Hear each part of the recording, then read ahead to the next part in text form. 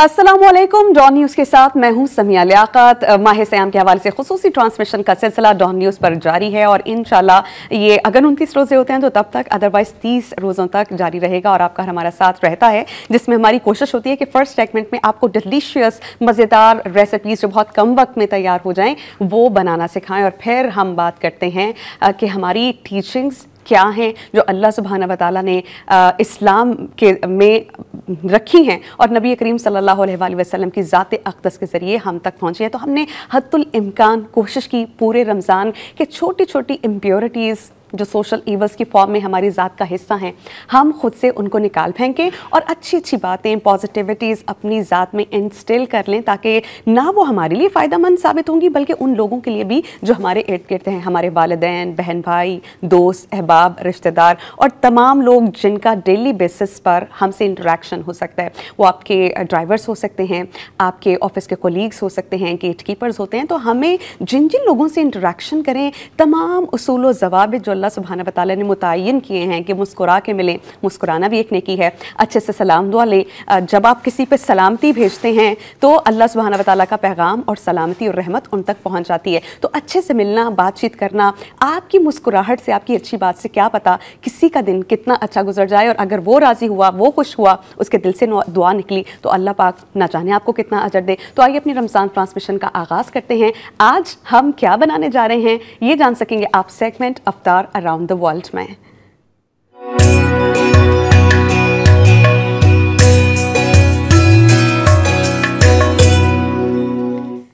चलते हैं हम कुकिंग काउंटर पर, जहां पे हमारे शेफ मोहम्मद जुनैद हमें ज्वाइन कर चुके हैं। सबसे पहले हम कहेंगे उन्हें अस्सलाम वालेकुम। वालेकुम अस्सलाम। जुनैद कैसे हैं आप? ठीक ठाक।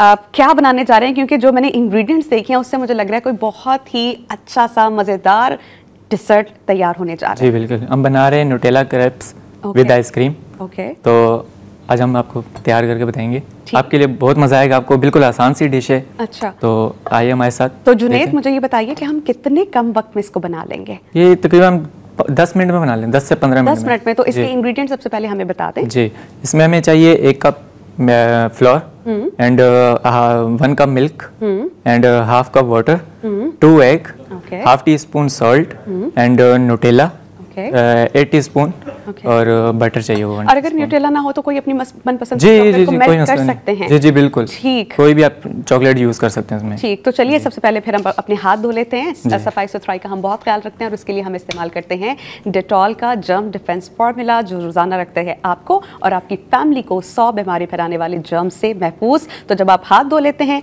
तो सफाई वैसे भी निस्फ़-ए-मान है, तो आप जब हाथ धो लेते हैं तो इसका प्रोटेक्शन फार्मूला जो है, जर्म डिफेंस फार्मूला, वो आपको महफूज रखता है। जैसे हम जानते हैं मौसम अगर तब्दील होता है तो बहुत सी बीमारियां साथ लाता है। आपने हाथ धो लिए तो आप भी महफूज, आपकी फैमिली भी। तो चलिए शेफ, अब बताइए क्या है फर्स्ट स्टेप इस रेसिपी का?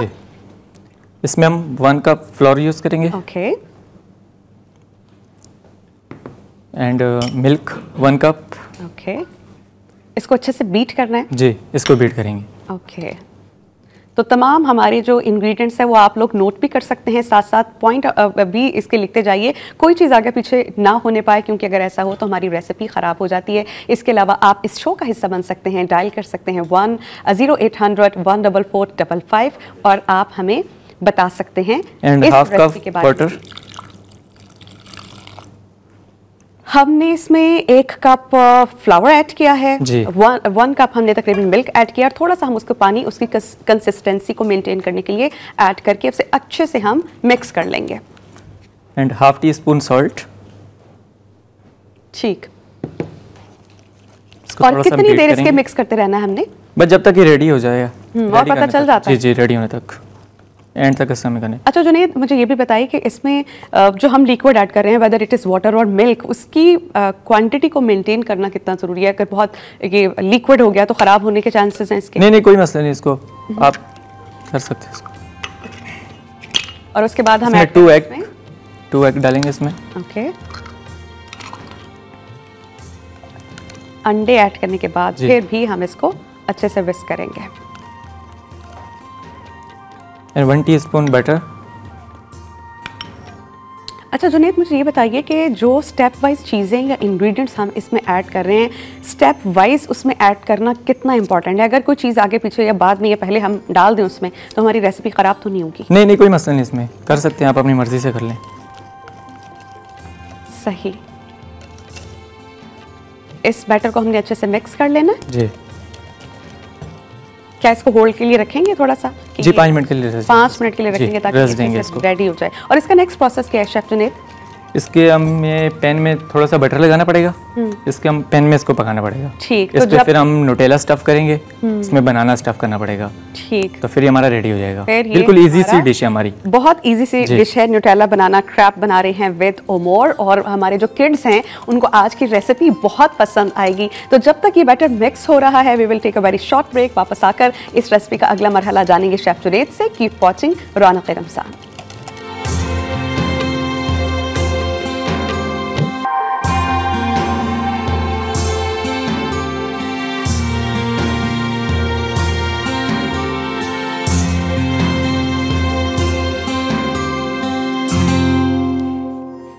जी, हम वापस आ चुके हैं ब्रेक पर से। और ब्रेक पर जाने से पहले हमने बनाया था बैटर। हम पूछ लेते हैं, हमारे साथ मौजूद हैं शेफ जुनैद। तो शेफ बताइएगा, इसको हमने कितनी देर होल्ड करना था कि अच्छे से ये ब्लेंड हो जाए? हमें होल्ड करना था, हमारा रेडी हो चुका है मिक्सचर।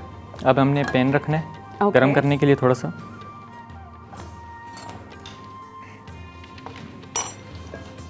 और क्या प्रोसेस है नेक्स्ट फिर इसका? मैडम अब इसमें बटर लगाएंगे हम नीचे।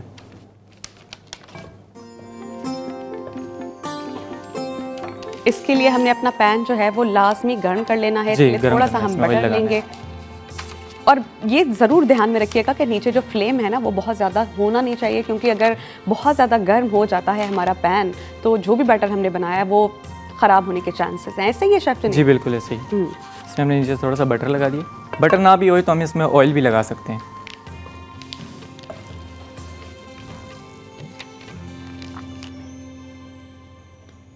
तो आप देखिए, शेफ जुनैद बहुत अच्छे से बता रहे हैं कि इंतहाई कम बटर होना चाहिए, लेकिन तमाम पैन पे अच्छे से उसकी कोटिंग होनी चाहिए कि कहीं ऐसा ना हो कि ऐसी जगह ना बचे जहाँ पर ऑयल या बटर नहीं है। तो उससे ये होने के चांसेस होते हैं कि हमारा जो क्रैप हम बनाएंगे वो ख़राब ना हो जाए, क्योंकि अगर वो चिपक गया और आप हिलाते रहे, उसको अलग करते रहे, वो होगा नहीं।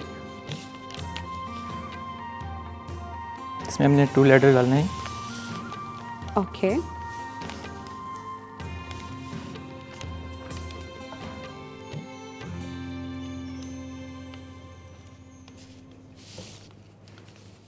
और हम कितनी देर इसका वेट करेंगे कि एक साइड इसकी रेडी हो जाए और उसके बाद हम इसको चेंज? दूसरी साइड को हल्का सा रेडी करना है। एक साइड रेडी हो जाएगी, दूसरी साइड हल्का सा रेडी करना है इसको।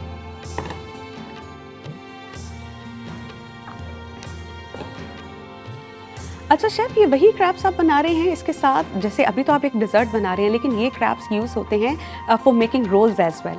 ये वही क्रैप्स हैं? इसमें आप कोई भी स्टफिंग कर सकते हैं, चाहे वो स्ट्रॉबेरी हो, चाहे बनाना हो, चाहे कीवी हो, जो आपको पसंद हो, जो हमारे बच्चों को पसंद हो ना, वही आप स्टफिंग कर सकते हैं। यानी ये स्पेसिफाई नहीं है कि हम सिर्फ आज बनाना के साथ ही बनाएंगे। नहीं। अगर आप पसंद करते हैं स्ट्रॉबेरी में स्टफ कर सकते हैं। इफ़ यू लाइक कीवी या कोई भी अच्छा और फ्रूट, तो वो इसमें आप ऐड करके स्टफिंग करें तो आपका डिज़र्ट रेडी हो जाएगा।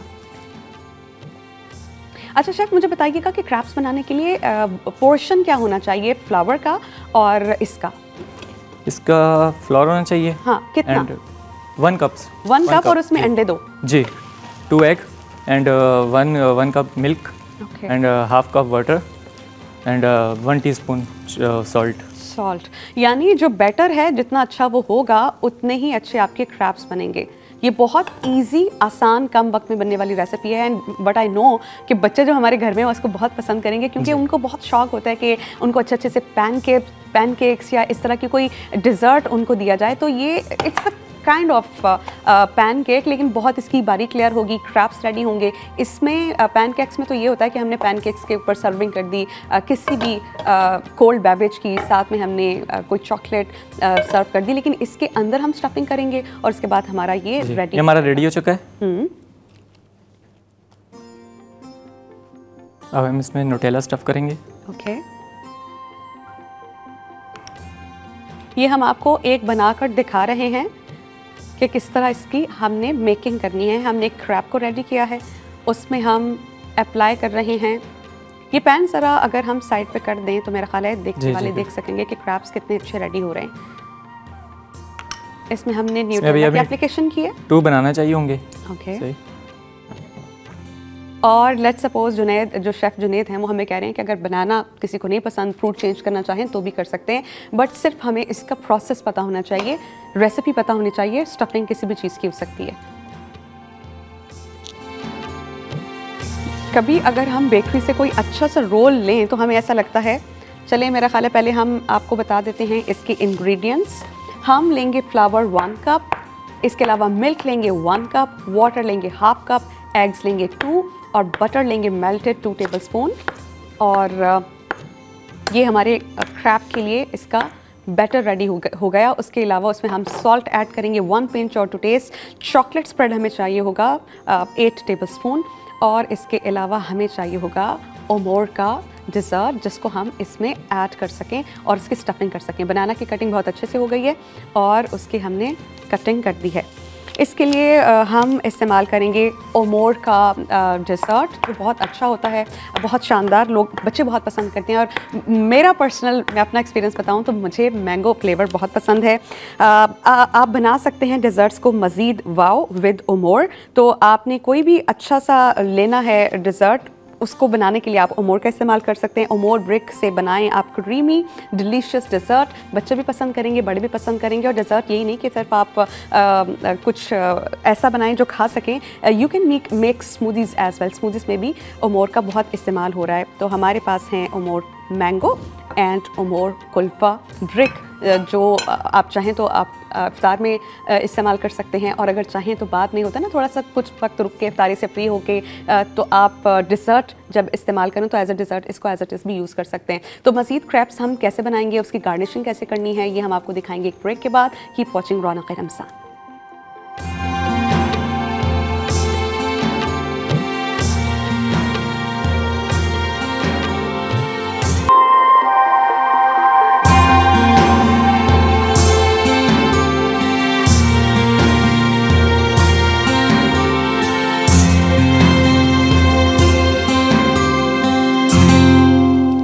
जी, ब्रेक के बाद हम आपको खुशामदीद कहेंगे। हम बना रहे हैं चॉकलेट बनाना क्रैप विद ओमोर। हमारा एक क्रैप हमने रेडी कर लिया था और एक और हम आपको रेडी करना बताएंगे। हमारे साथ शेफ़ मौजूद हैं, शेफ़ जुनैद। तो शेफ़, हमारे जो व्यूअर्स हैं देखने वाले, उनको एक बार फिर बता दें कि हमने क्रैप रेडी कैसे किया। मैडम, इसमें हमने 1 कप मैदा डाला है and 1 cup milk, 1/2 cup water and 1/2 teaspoon salt and butter 1/2 teaspoon. Okay जी। और उसके बाद हमने बैटर रेडी करा, उसमें से हमने फिर पैन में डाला डायरेक्ट और उसकी कुकिंग हो गई। और अब हम इसको बनाते हैं कि क्रैप रेडी होने के बाद हमारी फाइनल प्रेजेंटेशन रेडी होने के बाद ये हमारा रेडी है क्रैप। बिल्कुल इजी सी डिश है हमारी, इसमें ज़्यादा टाइम नहीं लगता। ओके, ये हमारी रेडी है डिश। अब इसमें हम लोग गार्निशिंग करेंगे इसकी टॉप पे।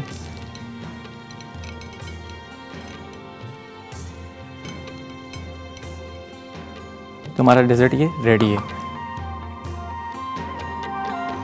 और इसमें हम इस्तेमाल करेंगे ओमोर डिज़र्ट का, और उसके लिए हम ले रहे हैं मैंगो फ्लेवर।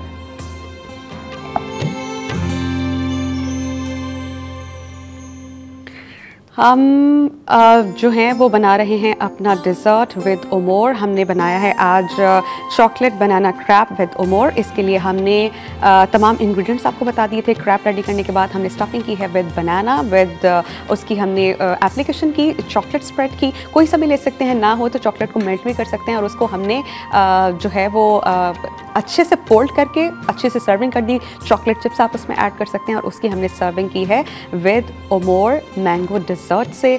इसका एक ब्रिक आपको देता है 4 सर्विंग्स। मुख्तलिफ जो पैकेजिंग्स हैं उसमें ये दस्तयाब है। इंजॉय कीजिए एंड मेक योर इफ्तार एंड ईद स्पेशल। हमारे साथ मौजूद है शेफ़ जुनैद, उनसे पूछ लेते हैं। शेफ़, आज हम ड्रिंक क्या बनाने जा रहे हैं? हम ओमोर डेजर्ट ओके, बताइए जी।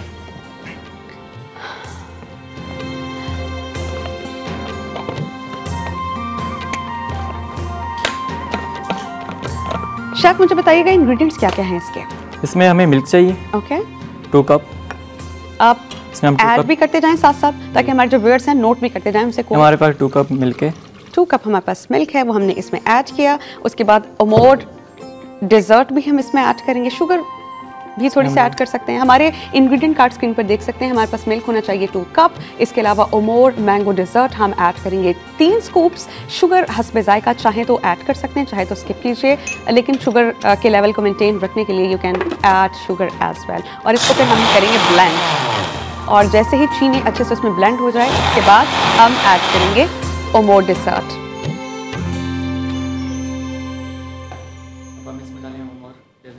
ओके, ओमोर का हम मैंगो डेजर्ट ऐड कर रहे हैं 3 टेबलस्पून, और ये इन्हांस करेगा फ्लेवर को भी, और इसका जो एक मिल्की सा इफेक्ट आएगा वो आपके ड्रिंक को और भी ज़्यादा अच्छा बना देगा। हम बना रहे हैं mango ice cream milk shake with Omore dessert. इसके बाद हम इसकी करेंगे अच्छे से शेक, और हम बनाएंगे अपने ड्रिंक को ready.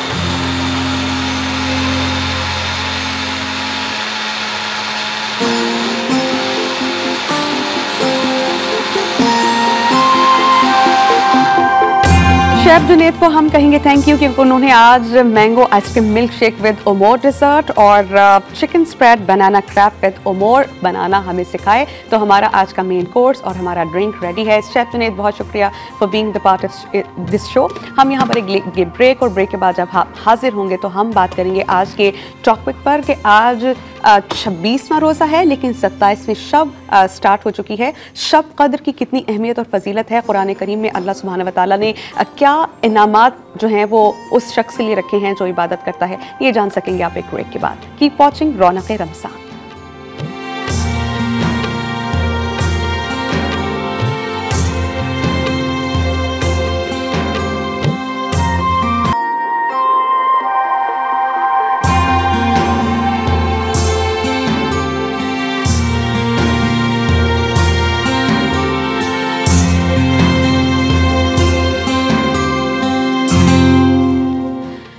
Welcome back after the break. I hope and pray कि आप सब लोग ठीक ठाक होंगे, खैरियत से होंगे। और आज जिस टॉपिक पे हम बात करने जा रहे हैं वो लैलतुल क़द्र है।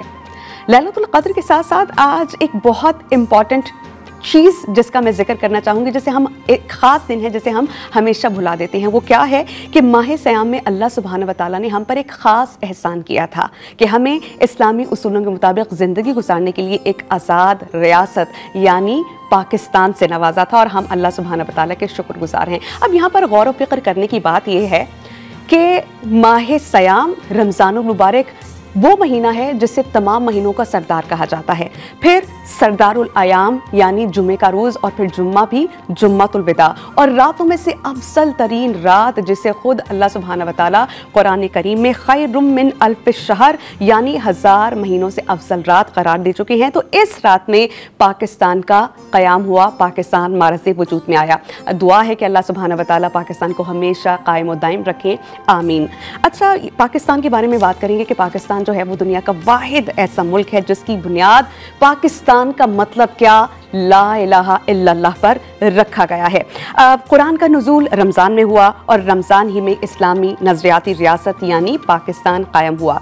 पाकिस्तान एक वाहिद जौहरी मुल्क है, सबसे अलग इस्लामी रियासत जहाँ हाकमियत अल्लाह सुब्हानहू व तआला कायम है। पाकिस्तान अल्लाह सुब्हानहू व तआला की अता की हुई एक अजीम नेमत है जहाँ पर हम अपनी मर्ज़ी के मुताबिक अपनी ज़िंदगी गुजार सकते हैं। अब नबी करीम सल्लल्लाहु अलैहि वसल्लम का सिपाही हज़रत मोहम्मद जिन्ना को कंसिडर किया जाता है। वो कैसे? मकतबा देवबंद के बानियों में शुमार होने वाले मुमताज़ आलिम दीन मौलाना अशरफ अली थानवी साहब ने अपने ख्वाब का हवाला दिया और उन्होंने अपना ख्वाब बयान किया कि नबी करीम सल्लल्लाहु अलैहि वसल्लम उनके ख्वाब में तशरीफ़ लाए और उन्होंने बानी पाकिस्तान मोहम्मद अली जिन्ना के बारे में मुखातिब कर फरमाया कि ये मेरे सिपाही हैं। अच्छा, उलमा और मशाइख रियासत पाकिस्तान को अल्लाह सुब्हानहू व तआला के राज़ों में से एक राज तस्लीम करते हैं। अब रमज़ान, कुरान और पाकिस्तान के जो कुरान पाक का नुज़ूल है वो भी रमज़ान में हुआ, पाकिस्तान भी जो है वो रमज़ान ही में मार्ज़े वजूद में आया। और यहाँ पर हम जिक्र करना चाहेंगे अल्लामा इकबाल का, जिनका तसव्वुफ़ इतना ज़्यादा था, जो बहुत दीनदार शख्स थे, बहुत ज़्यादा कुरान की रेसिटेशन करते थे, वो कारी थे, अरबी ज़ुबान जानते थे और उनका जो तसव्वुफ है, उनकी गहराई तक तो हम जा ही नहीं सकते। अल्लामा इकबाल ने ये फरमाया अपने बारे में कि उनकी फ़िक्र का सरचश्मा क्या है, कुरान करीम, और आपने तमाम कलाम ही जो है वो कुरान की तफसीर करार दिया। अल्लामा इकबाल का दिल रसूल करीम की अक़ीदत और मोहब्बत से ठरकता था, यानी ख्वाब देखा अल्लामा इकबाल ने और उसे अमली जामा पहनाया कायद-ए-आज़म मोहम्मद अली जिन्ना ने। वो बहुत स्ट्रॉन्ग पर्सनालिटी थे।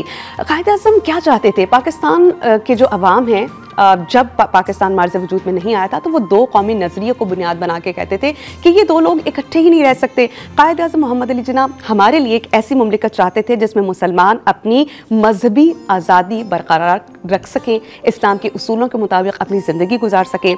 पाकिस्तान एक ऐसी रियासत बनाना चाहते थे वो जिसमें अक़लियतें आज़ाद हों और उनके हुकूक़ का ख़याल रखा जाए। कायद-ए-आज़म मोहम्मद अली जिन्ना ने फरमाया कि पाकिस्तान का हरगिज़ मतलब ये नहीं है कि हम सिर्फ गैर मुल्की हुकूमत से आज़ादी चाहते हैं। उन्होंने कहा कि इससे हकीकी मुराद ये है कि मुस्लिम आइडियोलॉजी हम हासिल करें जिसका तहफ़्फ़ुज़ बहुत ज़्यादा ज़रूरी है। उन्होंने कहा कि हमें सिर्फ अपनी आज़ादी हासिल नहीं करनी बल्कि हमें इस काबिल भी बनना है कि हम इसकी हिफाजत कर सकें और इस्लामी तसव्वुरात और उसूलों के मुताबिक अपनी ज़िंदगी गुजार सकें। अच्छा, यहाँ पे ये चीज़ हमें डिस्कस करना बहुत ज़्यादा ज़रूरी है कि जो हम पाकिस्तान हमने हासिल किया है ये अल्लाह सुब्हाना व तआला ने रमज़ान के ख़ास महीने में हमें अता किया है। और पाकिस्तान जितना स्ट्रॉन्ग है, इसके अवाम जितने अच्छे हैं, पाकिस्तान की अफवाज दुनिया की बेहतरीन अफवाज में से एक हैं कि जो जज्बा ईमानी हमारी अफवाज का है वो दुनिया की किसी फ़ौज में नहीं है।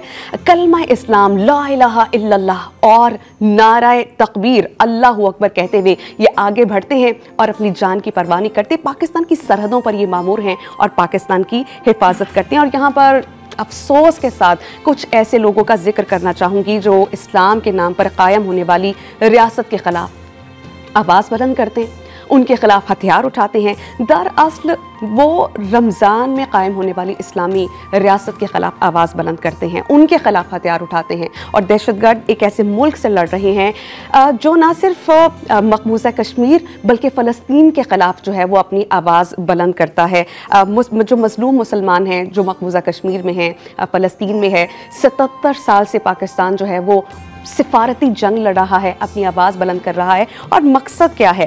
वो यही चाहता है कि जो मकबूजा कश्मीर में फंसे हुए मुसलमान हैं वो आज़ाद हो जाएं, फ़लस्तीन के लोग आज़ादी से अपनी ज़िंदगी गुजार सकें। और अगर मैं ये चीज़ आप पे वाज़ेह करना चाहूँगी, बहुत ऐसा होता है कि हम बसा औकात बातें भूल जाते हैं, हमें याद दहानी की बहुत ज़रूरत होती है। तो यहाँ पे आज वो दिन है जब में हम इस बात को रिवाइज़ कर सकें, बता सकें कि पाकिस्तान वो अजीम रियासत है जो कश्मीर की आज़ादी के लिए भारत से कई जंगें लड़ चुका है। न सिर्फ भारत से जंगें लड़ी हैं बल्कि जो पाक फ़ज़ाइया है उसके शेर बहादुर जवानों ने जो है हवाबाजों ने इसराइली तैयारों को तबाह भी किया था। तो पाकिस्तान एक ऐसी रियासत है जो रमज़ान में मारज़ वजूद में आई, जिसकी बुनियाद ही इस चीज़ पर है कि पाकिस्तान का मतलब क्या, ला इलाहा इल्लल्लाह। तो आज जो शब कद्र है उसकी इम्पॉर्टेंस, रमज़ान की इम्पॉर्टेंस, और आज हम हरगिज़ नहीं भूलेंगे कि पाकिस्तान भी मर्ज़ वजूद में आए। इस पर हम बहुत डिटेल से बात करेंगे, लेकिन एक ब्रेक के बाद। Keep watching Raunaq Ramzan.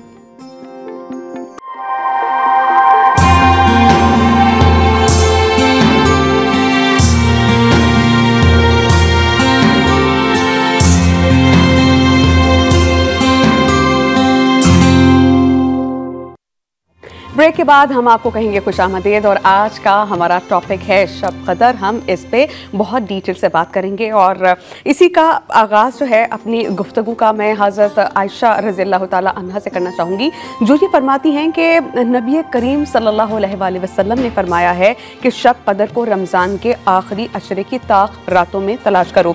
रमज़ान की रातों में से एक रात शब कद्र कहलाती है, जिसे खैरुम मिन अल्फ़ शहर कहा गया है, यानी 1000 महीनों से बेहतर एक रात है। अगर हम कैलकुलेशन करें मैथमेटिकली तो बनता है 83 years and 4 months. Just imagine कि आपने अगर वो ताक रात पा ली, इबादत कर ली, तो आपकी इबादत एक रात नहीं बल्कि 83 साल 4 माह लिखी जाएगी।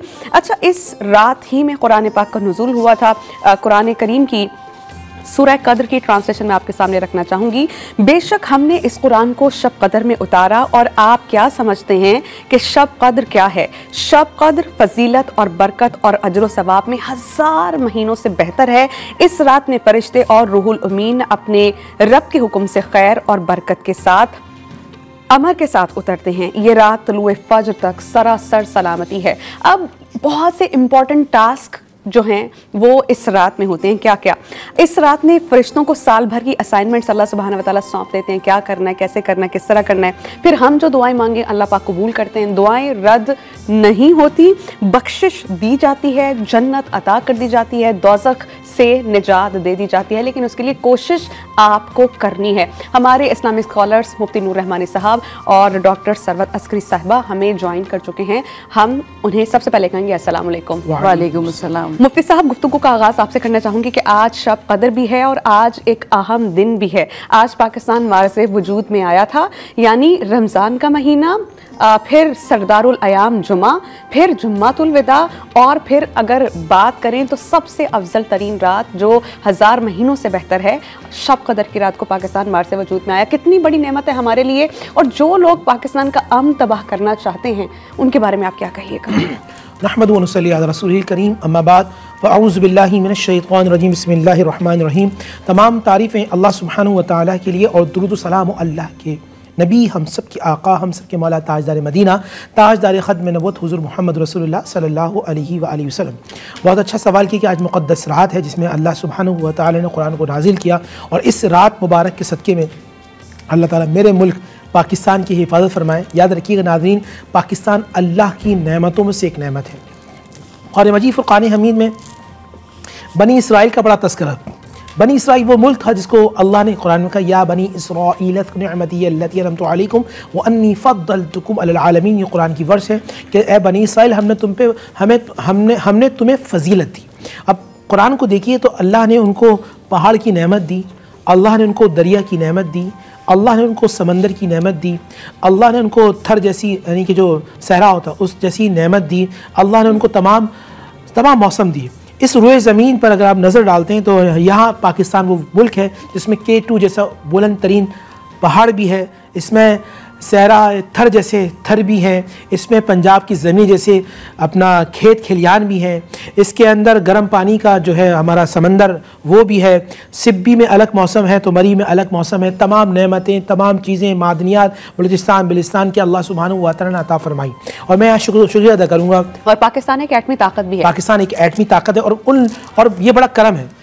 पाकिस्तान जो इस वक्त तमाम नेमतों से माला माल है, और गिद्ध की तरह पूरी दुनिया इस पर नज़र रखती है, इसको तबाह बर्बाद करना चाहती है। वरना एक ताकत का नाम मैं भी लूँगा बाद में, एक ताकत ऐसी जो एक तो अल्लाह की ताकत है, अल्लाह ने उस ताकत को ताकत बना के रखा है एटमी ताकत के बाद, कि वरना इस मुल्क का शाम जैसा, इजिप्ट जैसा, सीरिया जैसा, जॉर्डन जैसा हाल होता, यूक्रेन जैसा, कि तमाम ताकतें इस पर आके हमलावर होती, मगर इसको कोई पूछने वाला नहीं होता। अल्लाह ने पाकिस्तान को एक अजीम फ़ौज भी अता फरमाई। इस्लामी ममालिक के अंदर एक अजीम फ़ौज अल्हम्दुलिल्लाह पाकिस्तान रखता है, और हमारे वो ऐसे पाकिस्तान एयरफोर्स JF-17 थंडर ने जो ख़तरनाक, मैं उस वक्त एक पाकिस्तान के नेशनल टीवी चैनल पे मौजूद था जब ये हमला हुआ, तो मुझे वो बताने वाले बता रहे थे कि ऐसा था कि जैसे मेरान ने एक जो है वो वियत को हिट किया और वियत ख़त्म हो गई। बिल्कुल ऐसे ही है हमारे, यानी पाकिस्तान वो मुल्क है जिसको अल्लाह सुब्हानहू व तआला नेमतों से नेमत है, और इसमें एक नेमत हमारी पाकिस्तान फ़ौज भी है। मुख्तलिफ़ फोर्सेस के हवाले से अल्लाह ताला इस मुल्क की हिफाजत फरमाए, हमारे दुश्मनों ने पाकिस्तान को नेस्त नाबूद फरमाए, और अल्लाह ताला पाकिस्तान को इस्तेहकाम अता फरमाए। ये पाकिस्तान नेमत है, जो इन नेमत को छीन रहा है या नेमत को ज़ाइल करने का सबब बन रहा है, मैं दुआ करता हूँ अल्लाह उसे या तो अक़ल सलीम अता फरमाए या फिर उसको नेस्त नाबूद फरमाए। आपा, आज लैलतुल क़द्र है, शब कदर को 1000 महीनों से बेहतर करार दिया गया है। आज हमारे करने के आमाल क्या हैं, हम क्या काम करें कि अल्लाह सुब्हानहू व तआला को राज़ी कर लें, और क्या ज़िक्र व अज़कार हमें आज की रात करना चाहिए? बिस्मिल्लाहिर्रहमानिर्रहीम, अस्सलाम वालेकुम।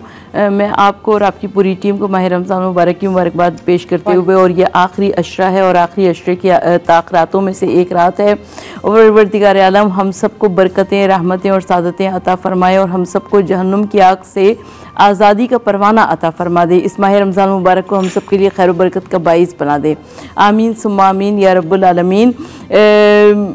जनाब फ़ातिमा ज़हरा सलामुल्लाह अलैहा, ये जो आखिरी अशरा आया करता था, इस आखिरी अशरे में अपने बच्चों को दिन में सुला दिया करती थी ताकि वो शब क़द्र की रात को अच्छी तरह से जाग सकें और इबादत इलाही कर सकें। आखिरी अशरे की कोई सी भी ताक़रात है और शब क़द्र के तौर पर वो कही जा सकती है। और जब शब क़द्र की इबादतों की बात होती है तो उसमें हम 100 रकअत नमाज का बहुत ज़्यादा तज़किरा किया करते हैं। अच्छा, अब बहुत सारे लोग इसमें नफली नमाज़ें पढ़ा करते हैं, मुस्तहब नमाज़ें पढ़ा करते हैं, लेकिन अगर आप अपनी क़ज़ा उतारिए तो वो ज़्यादा बेहतर होगा। इसके अलावा दुआए जोशन कबीर, दुआए जोशन सग़ीर और बहुत सारी ऐसी दुआएं हैं, सूरह रोम है, सूरह दुखान है, सूरह अनकबूत है कि जिसको पढ़ने का बहुत ज़्यादा अजर सवाब है। हज़रत अनस रज़ी अल्लाह ताला अन्हु से रिवायत है कि रसूल खुदा ने लैलतुल क़द्र की फजीलत बयान करते हुए फरमाया है कि शब क़द्र को जिब्राईल अमीन अलैहिस्सलाम फरिश्तों के झुरमुट में ज़मीन पर उतरते हैं और हर शख्स के लिए दुआए मग़फ़िरत करते हैं जो खड़े बैठे या किसी भी हाल में अल्लाह को याद कर रहा हो। आज शब क़द्र भी है, कितना इम्पॉर्टेंट है आज के दिन याद करना, अल्लाह सुब्हानहू व तआला को ज़िक्र अस्कार करना। और आज याद दहानी है कि कहीं हम भूल ना जाएं कि आज हमारा पाकिस्तान मर्ज़ वजूद में आया था, माह मुक़द्दस जैसा अजीम महीना और दिनों का सरदार जुमा और रातों की मलिका लैलतुल क़द्र जब पाकिस्तान मर्ज़ वजूद में आया, ये अल्लाह सुब्हानहू व तआला की एक ख़ास नेमत है और हम अल्लाह सुब्हानहू व तआला के शुक्रगुज़ार हैं कि आज़ादी के साथ अपने मुल्क में ज़िंदगी गुजार रहे हैं। अगर हम नज़र दौड़ाएं फ़लस्तीन के बासियों पर तो वो कोई भी रात चैन को सो नहीं सकते, क्योंकि उन्हें पता ही नहीं होता अगला दिन वो देख भी पाएंगे कि नहीं, उनको नसीब होगा भी नहीं। लेकिन हमारी जो मुसल्लह फ़ौज हैं हमारी सरहदों पर अपनी जान की परवाह किए बगैर हिफाजत कर रही हैं और उन्हीं की बदौलत अल्लाह के हुक्म से हम रात को सुकून की नींद लेते हैं। मज़ीद हम बात करेंगे आज के टॉपिक पे, लेकिन एक ब्रेक के बाद। Keep watching Raunaq Ramzan.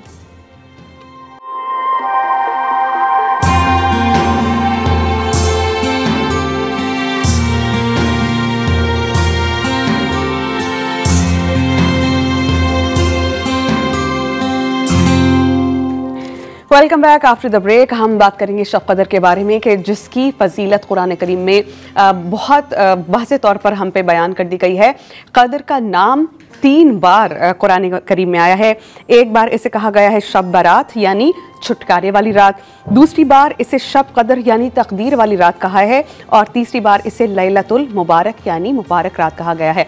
मुफ्ती नूर रहमानी साहब, लैलतुल क़द्र का मतलब क्या है और इसकी वजाहत हमें कर दीजिए कि इसको इस नाम से पुकारा क्यों जाता है और कितनी बाबरकत, कितनी फजीलत वाली रात है। नहमदुहु व नसल्ली अला रसूलिल करीम, अम्मा बाद, फ़अऊज़ु बिल्लाहि मिनश शैतानिर रजीम, बिस्मिल्लाहिर रहमानिर रहीम, इन्ना अंज़लनाहु फ़ी लैलतिल क़द्र, सदक़ल्लाहुल अज़ीम व सदक़ रसूलुहुन नबियुल करीम। तमाम तारीफ़ें अल्लाह सुब्हानहू व तआला के लिए और दुरूद व सलाम अल्लाह के रसूल हम सब के आका हुज़ूर मोहम्मद मुस्तफ़ा सल्लल्लाहु अलैहि व आलिहि वसल्लम। तक़दीर, क़द्र का एक माना तकदीर भी है। क़द्र का एक माना ये भी है कि इस रात में अल्लाह सुब्हानहू व तआला आसमान से इतने फ़रिश्तों को नाजिल फरमाता है कि ज़मीन पे जगह तंग हो जाती है। तो क़द्र का एक माना तंग भी है। क़द्र का एक माना ये है कि अल्लाह सुब्हानहू व तआला ने इस रात में अल्लाह ने कुरान को नाजिल किया, इसलिए इसे शब क़द्र से मौसूम किया। और इसमें तकदीर का जो मैंने कहा, इस रात में एक कुछ उलमा की जमात ये भी कहती है कि इस रात में अल्लाह सुब्हानहू व तआला फ़ैसले फरमाता है कि किसको ज़िंदगी देनी है, किसको मौत देनी है, किसका रिस्क में इजाफ़ा होना है, किसका नाम हाजी में लिखना है और किसका नाम मुर्दों की फ़हरिस्त में शामिल करना, वो इस रात में अल्लाह सुब्हानहू व तआला फ़ैसले फरमाता है। ये रात है कैसी? वमा अदराका मा लैलतुल क़द्र, तुम क्या जानो लैलतुल क़द्र क्या है? लैलतुल क़द्र खैरुम मिन अल्फ़ि शहर, ये 1000 महीनों से बेहतर है। अच्छा, यहाँ मिसाल दी 1000 महीने, ये नहीं कहा कि 1000 महीने की इबादत का सवाब मिलेगा, नहीं, इसमें कहा 1000 महीनों से बेहतर है। अगर कोई शख्स अल्लाह सुब्हानहू व तआला की इबादत कर रहा होता है, अल्लाह सुब्हानहू व तआला की मारिफत हासिल करने के लिए मस्जिद के अंदर एतकाफ़ कर रहा होता है, तो अल्लाह सुब्हानहू व तआला इन्नल्लाह अला कुल्लि शैइन क़दीर पर कादिर है। अल्लाह अपने चाहे पे कादिर, वो चाहे तो इसे 1 लाख साल के बराबर सवाब दे दे, इसे चाहे 1 अरब साल, 1 खरब साल, वो इन्नल्लाह अला कुल्लि शैइन क़दीर का मालिक है। क्योंकि रवायत में यह आता है कि एक नबी साहब में एक तारीफ़ की थी एक शख्स की कि यूशा बिन नून और दूसरे लोगों का, कि वो उन्होंने 80 साल अल्लाह की इबादत की थी। तो सहाबा के दिल में ये ख्याल आता, परवरदिगार ए अल्लाह के हबीब, परवरदिगार से कहिए हमारी तो उम्र ही कम है, बिल्कुल 50 साल है, 60 साल है, 65 साल है, वो तो 80-80 साल तक मुसलसल इबादत में थे, 80 साल उन्हें अल्लाह की राह में जिहाद किया था, हमारा क्या होगा? तो फिर अल्लाह ने कहा था इन्ना अंज़लनाहु फ़ी लैलतिल क़द्र वमा अदराका मा लैलतुल क़द्र लैलतुल क़द्र खैरुम मिन अल्फ़ि शहर। एक रात हबीब तुम्हें हमने दे दी कि जो इस रात में जागेगा उसे 84 साल के बराबर या उससे भी कहीं ज़्यादा, वो चाहे तो 840 साल, वो चाहे तो 8400 साल के बराबर अल्लाह सुब्हानहू व तआला सब अता फरमाए। बस करना ये इस रात में आपको अभी से लेकर और रात के एंड तक मुस्तकिल क़ज़ाए उम्री को अदा करना है, आपको सूरह इखलास की तिलावत करना है, जितना हो सके आप क़ज़ाए उम्री अदा करते रहें और जितना हो सके आप सूरह इखलास या सूरह क़दर की तिलावत करते रहें। अच्छा आपा, क्या एतकाफ़ पे बैठने वाले मुअत्तकिफ़ीन ख़ुद को दुनिया से इसलिए अलग कर लेते हैं कि इस रात को पा सकें, और क्या हम इबादत करते हैं वो कि अल्लाह सुब्हानहू व तआला को राज़ी कर सकें, क्योंकि हमें तलाश करने को कहा है शब क़दर को, तो क्या यही मकसद लेके मुअत्तकिफ़ीन एतकाफ़ पे बैठते हैं? हो सकता है कि ये क्योंकि तख्लिये की इबादत जो है परवरदिगार आलम को बहुत पसंद है, खिलवत नशीनी की इबादत जो है रब्बुल आलमीन को बहुत ज़्यादा पसंद है, तो परवरदिगार आलम की जानिब से शब क़द्र लैलतुल क़द्र हमारे ऊपर नाजिल की गई। और परवरदिगार आलम हमेशा उम्मीद को यानी रजा का दामन को हमको कभी भी नहीं छोड़ना चाहिए। परवरदिगार आलम हमारे लिए उम्मीद हमेशा कायम रखता है। तो लैलतुल क़द्र जिसको मिले, परवरदिगार आलम ने हमारे लिए लैलतुल क़द्र बनाई है, शब बरात हमारे लिए बनाई है और शब मेराज हमारे लिए बनाई है, ताकि हम उस परवरदिगार आलम की नेमतों से लुत्फ़ अंदोज़ हो सकें। अच्छा मुफ्ती साहब, क्या ये रात या इस जैसी कोई रात नबी की उम्मती के अलावा भी किसी को अता की गई? यानी पहले भी हमसे कई उम्मतें गुजरी हैं, जैसे 1,24,000 पैगंबर आए हैं, क्या उनको भी ऐसी किसी नेमत से नवाजा गया था? बहुत अच्छा सवाल। देखिए एक बात याद रखिए, नबी इस सूरह, अगर आप सूरह क़दर को पढ़ें तो इसमें अल्लाह सुब्हानहू व तआला ने फरमाया कि जिब्रील अमी भी उतरते हैं और इसमें फ़रिश्ते भी उतरते हैं। जिब्रील अमी गैर नबी के अलावा कभी उतरे नहीं। ये खासा अल्लाह ने उम्मत मुस्तफ़ा सल्लल्लाहु अलैहि वसल्लम को इरशाद फरमाया कि अगर कोई शख्स इस रात में जागे, सलामुन हिय हत्ता मतलअल फ़ज्र, अल्लाह की तरफ से सलाम आ जाए और जिब्रील अमी उस बंदे से मुसाफ़ा करे, उम्मत मुस्तफ़ा के अलावा ये किसी उम्मत पर नहीं था। ख़ास इस उम्मत पे फ़ज़ल है कि जिब्रील अमी आगे जिस शख्स से मुसाफ़ा करते हैं उसके रोंगटे खड़े हो जाते हैं, उसकी आंखों से आंसू निकलना शुरू हो जाती हैं। हदीस है तिरमिज़ी शरीफ की, अल्लाह के नबी ने फरमाया ये इस बात की निशानी होती कि अल्लाह ने उसकी बख्शिश फरमा दी, अल्लाह ने उस पर रहमत की नज़र डाल दी, अल्लाह ने उसको जहन्नुम से निकाल के जन्नत में डाल दिया और अल्लाह ने उस बंदे पे अपना सलाम भेज दिया। ये ख़ास उम्मत मुस्तफ़ा के लिए। सुभान अल्लाह। हज़रत आयशा रज़ी अल्लाह ताला अन्हा ये फरमाती हैं कि उन्होंने अर्ज़ किया कि या रसूल अल्लाह, बताइए कि अगर मुझे मालूम हो जाए कि ये शब क़द्र है तो उसमें मैं क्या दुआ मांगूँ? तो नबी करीम सल्लल्लाहु अलैहि वसल्लम ने उनसे कहा, आप दुआ कीजिए, अल्लाहुम्मा इन्नका अफ़ुव्वुन करीम तुहिब्बुल अफ़्वा फ़अफ़ु अन्नी। इसकी ट्रांसलेशन है, ए अल्लाह तुम मुआफ़ करने वाला करीम है, उफ़्व दरगुज़र को पसंद करता है, इसलिए मुझे मुआफ़ कर दे। तो इस दुआ को आज ज़रूर मलहूज़ ख़ातिर रखिएगा जब अल्लाह सुब्हानहू व तआला के सामने बैठ के सरमसजूद होके सजदा करके अल्लाह पाक से दुआएं मांगे। तो यहाँ पर हमें कहा जा रहा है we have to take a very short break. Break से बाद वापस आएंगे तो अपने इस्लामिक स्कॉलर से आज रात की अहमियत, फजीलत के बारे में मज़ीद बात करेंगे। देखते रहिए डॉन न्यूज़।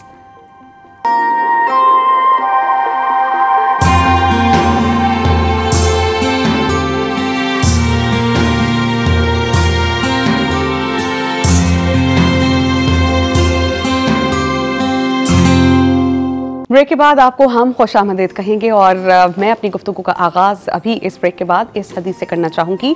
हज़रत इबादा बिन सामत रज़ी अल्लाह ताला अन्हु से मरवी है कि उन्होंने अर्ज़ किया, या सुल्तान दो जहाँ या रसूल अल्लाह सल्लल्लाहु अलैहि वसल्लम, हमें शब क़द्र के बारे में बताएं। तो आप सल्लल्लाहु अलैहि वसल्लम ने फरमाया कि ये रात माह रमज़ान के आखिरी अशरे में होती है, इस रात को आखिरी अशरे में तलाश करो। बेशक ये ताक़रातों यानी 21वीं, 23वीं, 25वीं, 29वीं या रमज़ान की आखिरी रात होती है। और फिर फरमाया कि जो बंदा इसमें ईमान और सवाब के इरादे से क़याम करे तो उसके अगले और पिछले तमाम गुनाह मुआफ़ कर दिए जाते हैं। हमारे साथ मौजूद हैं हमारे इस्लामिक स्कॉलर्स, हम उनसे इस बारे में ही मज़ीद जानने की कोशिश करेंगे।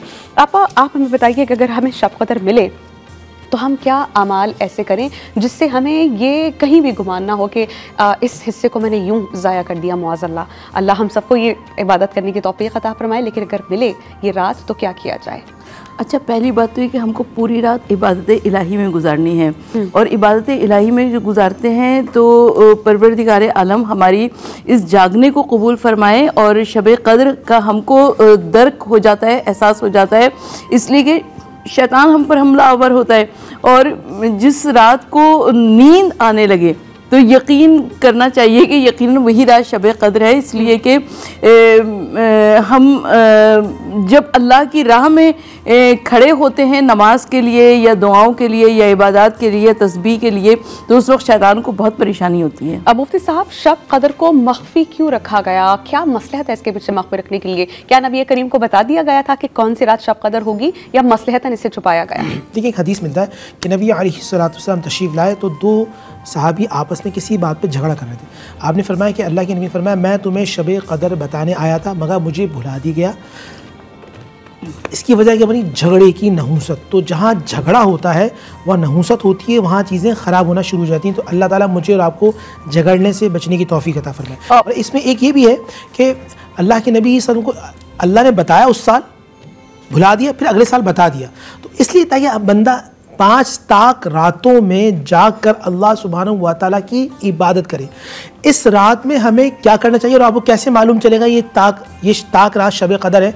हदीस में मिलता है, अल्लाह के नबी ने फरमाया कि जब जिब्रील अमीन मुसाफा करते हैं उस बंदे के रोंगटे खड़े जाते हैं, उसका दिल नरम हो जाता है, उसके आंखों से बेइख्तियार आंसू निकलना शुरू हो जाते हैं। इस बात की दलील होती है कि शब क़द्र मिल चुकी है। फिर अगले दिन अल्लाह के नबी ने फरमाया, ये भी एक हदीस के अंदर है, ग़ालिबन अबू दाऊद शरीफ की हदीस है, अगले दिन जो सूरज निकलता है वो बगैर शुआओं के निकलता है। और एक और हदीस है कि वो रात ना ठंडी होती है ना गर्म होती है, वो मुअतदिल रात होती है। हमें करना क्या है उस रात में? तो क़ज़ाए उम्री का अदा करते रहें, सूरह इखलास पढ़ें, और जितना अगर हो सके हर ताक रात में कुछ ना कुछ सदका दें। ये 3 चीज़ें करने से ऐसा होगा कि आपको अल्लाह सुब्हानहू व तआला हज़ारों साल, हज़ार नहीं, मेरा गुमान है कि अल्लाह आपको हज़ारों साल, क्योंकि अल्लाह ने फरमाया, मिसाल दिए, इन्ना अंज़लनाहु फ़ी लैलतिल क़द्र वमा अदराका मा लैलतुल क़द्र लैलतुल क़द्र खैरुम मिन अल्फ़ि शहर। जो अल्फ़ी शहर का ये मिसालन का है, यानी 1000 साल और हज़ारों साल जितना आपको अल्लाह सवाब अता फरमाया। तो जो हो सके थोड़ा बहुत वो इस रात में सदका कीजिए। सेकंड, सूरह इखलास की तिलावत करते रहे, क्योंकि आज की रात शब जुम्मा भी है। तो जो शख्स, मैंने सुना है औलिया अल्लाह से कि जो 1000 मरतबा सूरह इखलास 1000 मरतबा रिसाइट करता है सूरह इखलास को, वो जिस चीज़ के लिए पढ़े अल्लाह सुब्हानहू व तआला इस रात की बरकत से उसको अता फरमा देते हैं। फिर तीसरा ये कि थोड़ा सदका करे और जितना हो सके रात भर जाग के क़ज़ाए उम्री अदा करता रहे। आपा, मैं आपसे जानना चाहूँगी कि बहुत से लोग, वैसे तो अल्हम्दुलिल्लाह शऊर बहुत आ गया लोगों को और इंटरनेट ने ज़िंदगियाँ बहुत आसान कर दी हैं। जो चीज़ हमें इल्म ना हो हम पढ़ लेते हैं उसको इंटरनेट के ज़रिए। लेकिन आपा, अभी भी बहुत से ऐसे लोग हैं जो इम्पोर्टेंस नहीं समझते इस रात की। अभी भी बाज़ारों में शॉपिंग में मसरूफ़ अमल हैं, अभी भी मैचिंग जूतियों दुपट्टों की, और अब मर्द हज़रात हैं उनको तो दोस्तों के साथ बैठने की फ़िक्र है। ये लाइल्मी, ये गफलत, क्या कहें इसको? मुझे हैरत होती है समिया कि उस वक्त जब 29 की वो भी ताक रात है और लैलतुल जायज़ा के तौर पर हमारे यहाँ वो रात मौजूद होती है, मगर इसके बावजूद उस रात खल्क़े खुदा जो है बाज़ारों में निकली हुई होती है और शॉपिंग कर रही होती है और रहमत खुदा उधर इंतज़ार कर रही होती है। तो हमको चाहिए कि हम इबादत इलाही में दिन गुजारें और रात गुजारें, और आंसू जब आते हैं तब इसका मतलब यह है कि दिल नरम पड़ जाता है, और दिल उसी वक्त नरम पड़ता है जब खुदा की रहमत और मसलहत होती है। मुफ्ती साहब, उस शख्स की महरूमी किस कदर होगी, क्या समझे उसे जो इतनी खूबसूरत रात को पाए? गोल्डन से भी, मैं तो अल्फाज नहीं मेरे पास, इस रात को किस अल्फाज से मैं इसका चुनाव करूं, बिल्कुल वही यूज़ कर लेती हूँ जो कुरान करीम में है, खैरुम मिन अल्फ़ि शहर, 1000 रातों से बेहतर है। ये रात आपको मिल गई है लेकिन आपने इससे गवा दिया। देखिए, नबी अलैहिस्सलाम ने हदीस है, मशहूर हदीस है और आपके प्रोग्राम में कई मरतबा की, हुजूर ने कदम रखकर फरमाया आमीन। साहबा ने पूछा सल्लल्लाहु आपने आमीन क्यों कहा? फरमाया हलाक हो वो शख्स, या हलाकत में जाए या बर्बाद हो वो शख्स। जिब्रील अमीन ने कहा कि अल्लाह के हबीब, बर्बाद हो वो शख्स कि जो रमज़ान का महीना पाए और अपनी बख्शिश व मग़फ़िरत ना कर सके। तो अल्लाह के हबीब ने फरमाया मैंने उस पर आमीन कहा के मोहर ज़ब्त कर दी।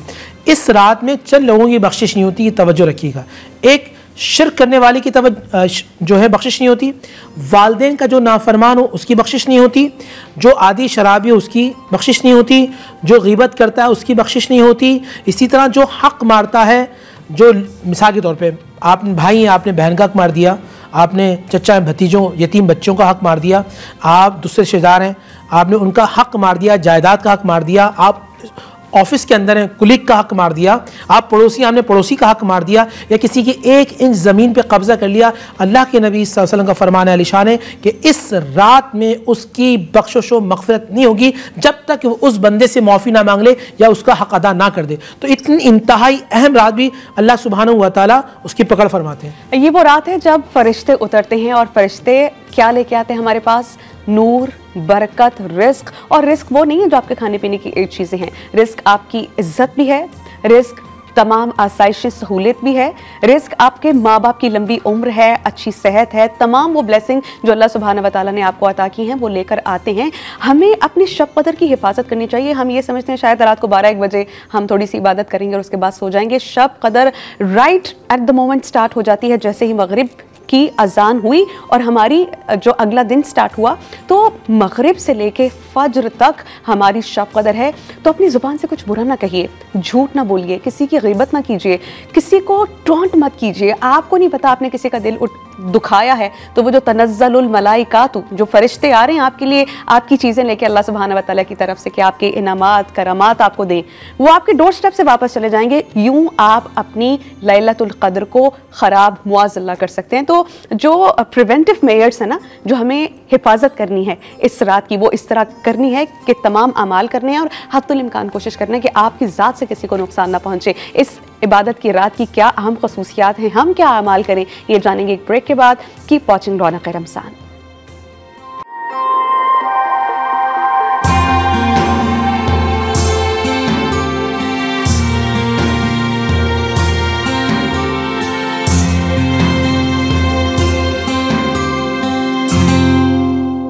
के बाद आपको खुश आमदेद कहेंगे और मैं एक हदीस आपके सामने रखना चाहूँगी। हज़रत अबू हुरैरा रज़ी अल्लाह ताला अन्हु से मरवी है कि रसूल करीम सल्लल्लाहु अलैहि वसल्लम ने फरमाया कि तुम्हारे पास रमज़ानुल मुबारक का महीना आया है, अल्लाह ताला ने तुम पर उसके रोज़े फ़र्ज़ किए हैं, उसमें जन्नत के दरवाजे खोल दिए जाते हैं और जहन्नुम के दरवाजे बंद कर दिए जाते हैं और सरकश शरीर शयातीन जकड़ दिए जाते हैं। अल्लाह के नज़दीक इस माह में एक ऐसी रात है जो 1000 रातों से अफसल और बेहतर है। जो इस रात की खैरात और बरक़ात से महरूम कर दिया गया वो हर खैर से महरूम कर दिया गया। और इस रात की खैरात और बरक़ात से महरूम सिर्फ वही शख्स किया जाता है जो दरअसल हर खैर से महरूम है, यानी बदकिस्मत है। तो मैं मुफ्ती नूर रहमानी साहब के सामने भी यही सवाल रखना चाहती हूँ जो मैंने आपा के सामने रखा। मुफ्ती साहब, कितना बदकिस्मत वो शख्स है जिसको ये रात मिली और वो अल्लाह को राज़ी नहीं कर सका? देखिए, पहली बात तो ये कि हर रात में मामूल ये होना चाहिए इंसान का कि इशा की नमाज़ पढ़े, सो जाए और आखिरी पहर में उठे और आखिरी पहर उठने के बाद अल्लाह का ज़िक्र करे और फिर नमाज फ़जर अदा करे। मगर कुछ रातें ऐसी हुई जिसमें हुक्म दिया जाता है कि वो पूरी रात जागे। हदीस में आता है कि अल्लाह ताला हर रात के तीसरे पहर में पहली आसमानी दुनिया पे नुज़ूल फरमाता है, अपनी शान के मुताबिक ऐलान करता है कोई मांगने वाला है, कोई बख्शिश की दुआ करने वाला है, कोई रिस्क मांगने वाला। मगर शबे क़दर या शबे बरात या लैलतुल मुबारका या रजब की पहली रात, उसमें अल्लाह सुब्हानहू व तआला अपनी शान के मुताबिक मगरिब की नमाज के बाद ही नुज़ूल फरमाता और ऐलानात मुसलसल हो रहे थे। यानी जिस वक्त हम तशरीफ़ रखते हैं इस वक्त भी ऐलानात हो रहे हैं। अगर कोई शख्स इस रात को महरूम हो जाता है वो खैर कसीर से महरूम होता है। नाज़रीन तवज्जो ये रखिएगा, अगला रमज़ान आएगा ये बात कन्फर्म है, उसके बाद भी रमज़ान आएगा ये कंफर्म है, लेकिन मैं और आप जिंदा ज़मीन पर मौजूद होंगे ये बात कंफर्म नहीं है। तो जो बात कंफर्म है वो बख्शिश है, वो मग़फ़िरत है, वो अल्लाह सुब्हानहू व तआला से गिड़गिड़ा के तौबा इस्तिग़फ़ार करना है। तो इस रात कोशिश करिए दुरूद पाक पढ़ते रहें, कसरत के साथ इस्तिग़फ़ार पढ़ते रहें, सूरह इखलास की तिलावत करें, सूरह यासीन कम से कम 3 मरतबा या 5 मरतबा पढ़ें। फिर अल्लाह वाले फरमाते हैं कि 10 मरतबा आप सूरह क़दर की तिलावत करें और फिर उसके बाद आप क़ज़ाए उम्री शुरू करें। फिर कुछ देर बैठ जाएं, बैठने के बाद फिर नबी अलैहिस्सलातु वस्सलाम की बारगाह में दुरूद पाक भेजें, क्योंकि जो शख्स अल्लाह के नबी सल्लल्लाहु अलैहि वसल्लम पे दुरूद पढ़ता है उसके 10 गुनाह मुआफ़ हो जाते हैं, 10 नेकियां लिख दी जाती हैं, 10 दर्जात बुलंद होते हैं। रवायत में ये भी आता है कि दोनों फरिश्ते एक्टिव हो जाते हैं, इधर वाला नेकियां लिखना शुरू कर देता है और इधर वाला छोटी गुनाह को मिटाना शुरू कर देता है। तो कसरत के साथ दुरूद पाक भी पढ़ते रहें। आपा नबी करीम सल्लल्लाहु अलैहि वसल्लम बहुत ज़्यादा एहतमाम किया करते थे और आखिरी अशरे में ख़ुद को ज़्यादा मशगूल कर लिया करते थे, ना सिर्फ खुद बल्कि अहले खाना को भी। तो हज़रत फ़ातिमा को एक बार उन्होंने अपने पास बुलाया और उनके कान में 2 बार सरगोशी की। एक बार तो वो रोना शुरू कर दिया उन्होंने और दूसरी सरगोशी पे वो मुस्कुराई। तो बाद में जब उनसे पूछा दीगर ने कि आपके कान में नबी करीम ने क्या कहा था, उन्होंने कहा कि उन्होंने 2 बार कुरान पाक की तिलावत, यानी हज़रत जिब्राइल अलैहिस्सलाम उनके पास आए और उन्होंने रेसिटेशन 2 बार करवा दिया, 2 बार दौर करवा दिया कुरान करीम का, वो इसलिए कि इस साल वो विसाल फरमा जाएंगे। वो रोना शुरू कर दी। फिर दूसरी बार जो सरगोशी पे वो मुस्कुराई थी, वो सरगोशी ये थी कि उनको बशारत दी गई थी कि सबसे पहले जो जन्नत में मुलाकात करेगा हज़रत फ़ातिमा से, हज़रत मोहम्मद से, वो हज़रत फ़ातिमा होंगी और वो जो हैं वो सरदार हैं ख़वातीन में से जन्नत की। तो ये उनको बशारत दे दी गई थी। तो जो रेसिटेशन की फ़जीलत बयान की गई है, शब कदर में कुरान पाक की रेसिटेशन कितनी इम्पॉर्टेंट है, कितना अजर व सवाब मिलता है। देखिए, तिलावत कुरान मजीद रमज़ानुल मुबारक को बहार कुरान का महीना कहा जाता है। यानी आम हम साल के महीनों में जो एक आयत कुरानी की तिलावत करते हैं तो परवरदिगार आलम उसको माह रमज़ानुल मुबारक में कई गुना ज़्यादा अजर सवाब अता करता है। तो माह रमज़ानुल मुबारक के आखिरी अशरे की जो आखिरी ताक रातें हैं, उन आखिरी ताक रातों में हम सबको जागना बहुत ज़्यादा अजर सवाब का हामिल बताया गया। और जिस तरह के मुफ्ती साहब ने आमाल और अस्कार के बारे में बताया, तो मैं भी कुछ अपना हिस्सा डालना चाहती हूँ, इसलिए कि हम लोग अल्हम्दुलिल्लाह रोज़े से तो होते हैं। रोज़ा एक रूहानी और तज़किये नफ्स के वास्ते बेहतरीन करार दिया जाता है।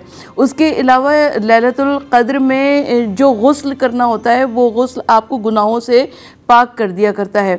और लैलतुल क़द्र की सबसे बड़ी इबादत जो है वो है दीनी मसाइल का जानना और दीनी मसाइल का समझना। मुफ्ती साहब, हमें क़यामुल लैल करना चाहिए। तवील क़याम की बहुत फजीलत है, ख़ुद नबी करीम सल्लल्लाहु अलैहि वसल्लम किया करते थे और घर वालों को भी तलक़ीन देते थे। लेकिन यहाँ पर एक उज़र जो है वो मैं आपसे डिस्कस करना चाहूँगी। हमारे ज़ईफ़ वालिदैन हैं, घरों में बहुत से लोग होंगे जिनको तबीयत का कोई मसला है, सेहत के मसाइल हैं और वो क़याम नहीं कर सके। उनके लिए क्या इबादत आप तजवीज़ करना चाहेंगे? और अगर वो क़याम नहीं कर सकते तो क्या इबादत करें कि अल्लाह सुब्हानहू व तआला को राज़ी कर लें? और फिर नियत जो है वो बहुत इंपॉर्टेंट है। अल्लाह पाक जानते हैं कि नियत तो कर ली है, इसका जो सवाब भी मिलता है। अल्लाह आपको जज़ा खैर अता फरमाए। बहुत अच्छे सवाल की निशानदेही की आपने। देखिए, क़यामुल लैल का मतलब खड़े होकर इबादत करना। अब ऐसा ज़ईफ़ शख्स या नौजवान है मगर बीमार है, वो खड़ा नहीं हो सकता, तो वो बैठकर नमाज को अदा करेगा। इस तरह मैंने आपसे पहले अर्ज़ किया कि नमाज की हर रात में नमाज की बड़ी फजीलत है, मगर मैं आपको ये बात फिर अर्ज़ करूँगा कि आप नवाफिल की बजाय आप कर्ज़ जो आप पर है वो है फ़र्ज़, यानी आपकी क़ज़ा उम्री जो आपकी नमाज़ें फ़राइज़ छूट चुकी हैं, वो ऐसा शख्स के जो खड़े होकर नमाज नहीं पढ़ सकता, वो बैठकर पढ़ ले। और ऐसा मरीज़ जो आज रात जाग रहा है, प्रोग्राम देख रहा है हमारा, वो अगर बैठने की भी ताकत नहीं रखता तो कुरान और हदीस के मुताबिक वो लेट कर इशारे के साथ नमाज़ पढ़ेगा, क्योंकि नमाज किसी भी हाल में मुआफ़ नहीं है। आप नमाज़ पढ़ते रहें और फिर दुरूद पाक और इस्तिग़फ़ार की कसरत करते रहें। आपा, आप मुझे ये बताइएगा कि ये रात जब हमें मिले तो हमें तो बहुत ज़्यादा अमाल करने चाहिए, इस रात की हिफाजत हमें बहुत करनी है, ये भी मैंने अपने देखने वालों को बता दिया। लेकिन आपा, उस शख्स का क्या आप उसके बारे में कहना चाहेंगी जो झूठ भी बोलता है, जिसकी ज़ुबान और अल्फाज से लोग डरते हैं और ख़ुद को कता ताल्लुक़ कर लेते हैं कि इस शख्स से हमने बात नहीं करनी है, जब भी बात करेगा ऐसे अल्फाज उगलेगा जिससे दिल चीरा जाता है इंसान का, जिससे तकलीफ़ बहुत पहुँचती है। ऐसे शख्स के बारे में जिससे लोग बचें, क्या उसने इस रात में अल्लाह को राज़ी किया अगर वो सारी रात भी इबादत करता रहा? हुज़ूर नबी करीम सल्लल्लाहु अलैहि वसल्लम के पास सहाबे कराम आए और उन्होंने कहा कि या रसूलुल्लाह सल्लल्लाहु अलैहि वसल्लम, इसी मदीना मुनव्वरा में एक औरत ऐसी है जो रातों को इबादत किया करती है, दिन को रोज़े से रखा करती है, मगर उसकी ज़बान की अजियत से ना उसके घर वाले महफूज हैं, ना उसके हमसाए महफूज हैं, ना उसके पड़ोसी महफूज है। हुज़ूर नबी करीम सल्लल्लाहु अलैहि वसल्लम ने इरशाद फरमाया कि वो औरत जहन्नुम में जाएगी, बावजूद इसके कि वो क़ायमुल लैल है और साइमुन नहार है। तो यकीनन इतनी बड़ी आप मोमिन वो होता है जो कि अपने हाथ और ज़बान से किसी को नुकसान ना पहुंचाए। तो हमको कोशिश करती रहनी चाहिए कि हम अपनी ज़बान से और हाथ से किसी को नुकसान ना मुफ्ती साहब, हमारी तमाम दुआएं कबूल हों अल्लाह के यहाँ, तमाम इबादत हमारी कबूल व मंजूर हों, और जो कदर व मंजिलत एक मकाम चाहिए होता है ना हमारी इबादत को, जिस पे हम राज़ी हों कि अल्लाह सुब्हानहू व तआला आखिरत में हमारे अमाल हमारे दाएं हाथ में दे देगा। तो कौन से ऐसे अशख़ास हैं जिनकी दुआएं कबूल नहीं होती हैं, और हमें क्या करना चाहिए, किन चीज़ों से बचना चाहिए कि अल्लाह के यहाँ हमारे अमाल ज़ाया ना हो? शिर्क करने वाले की दुआ कबूल नहीं होती, हराम खाने वाले की दुआ कबूल नहीं होती, वालिदैन की नाफरमान की दुआ कबूल नहीं होती, हमेशा शराब पीने वाले की दुआ कबूल नहीं होती, इसी तरह हक़ मारने वाले की दुआ कबूल नहीं होती। आज की रात कोशिश करें कि एक दुआ है जो आप हर दुआ में मांगते हैं, रब्बना आतीना फ़िद दुनिया हसना व फ़िल आखिरी हसना व क़िना अज़ाबन नार, ये मुस्तकिल पढ़ते रहें, या फिर अल्लाहुम्मा या हल्लल मुश्किलात ये आप पढ़ते रहें, या फिर अल्लाहुम्मा या मुसब्बिबल असबाब, इसकी तकरार करते रहें।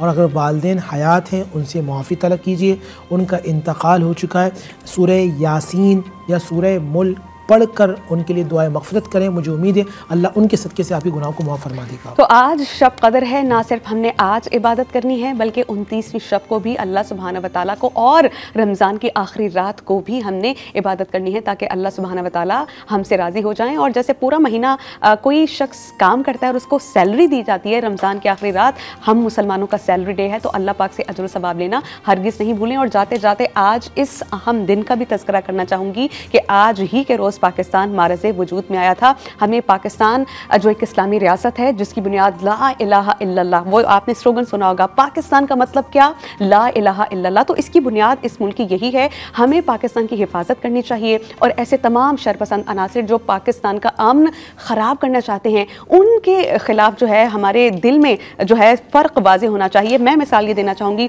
कि हम अफ्तार बहुत पुरअमन माहौल में करते हैं, अच्छे से अच्छा खाते हैं, फैमिली के साथ होते हैं, तमाम वीकेंड्स फैमिली के साथ होते हैं। मौसम की सख्तियाँ हों, हमें अपने जो सरहदों पे लड़ रहे हैं या हिफाजत कर रहे हैं हमारे मुल्क की, मैं उनका जिक्र करना चाहूँगी। उनकी अफ्तार कहाँ होता है, बॉर्डर लाइन पे। वीकेंड्स हैं तो अपनी फैमिली के साथ वो हो नहीं सकते। अगर कोई फैमिली गेट टुगेदर है, कोई शादी है, कोई बर्थडे है, वो अपनी फैमिली के साथ नहीं होंगे। ईदें वो बॉर्डर पे मनाते हैं। तो जिस तरह वो पाकिस्तान की हिफाजत कर रहे हैं, हम अपनी पाक अफवाज को सलाम पेश करना चाहेंगे आज के दिन कि उन्होंने पाकिस्तान की हिफाजत करने का जो बीड़ा उठाया। तो वहीं जहाँ पर वो बैरूनी तौर पर क़ुव्वतों से लड़ रहे हैं, अंदरूनी तौर पर हमें अपनी जड़ों को मजबूत रखना है, फ़र्क करना है कि कौन पाकिस्तान के हक़ में है, कौन नहीं। आज पाकिस्तान मार्ज़ वजूद में आया, अल्लाह का शुक्र है। हमारे प्रोग्राम का वक्त ख़त्म हुआ चाहता है। हम अपने तमाम देखने वालों से इजाज़त चाहेंगे। मुझे, मुफ्ती नूर रहमानी साहब को, डॉक्टर सरवत अस्करी को और डॉन न्यूज़ की तमाम टीम को दीजिए इजाज़त। इंशाअल्लाह कल एक नए टॉपिक के साथ आपकी खिदमत में हाजिर होंगे। अल्लाह निगहबान।